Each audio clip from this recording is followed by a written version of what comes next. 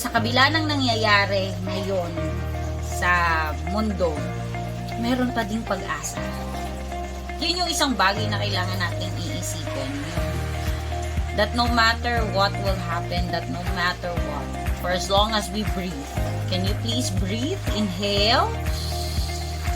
Exhale. And then, that is something na binigay sa iyo ngayong araw na to. Yung bawat hinga mo, that is something na hindi mo naman hiningi, pero ibinigay sa iyo.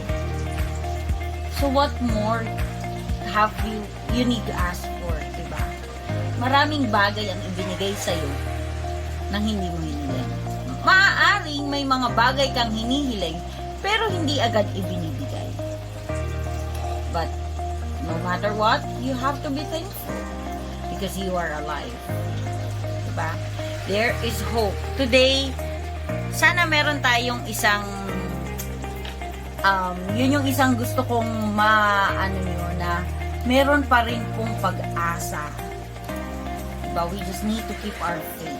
So, ayan. Tawagin na natin ang ating energizer, no? Sir J. Lu, nasaan ka na ba?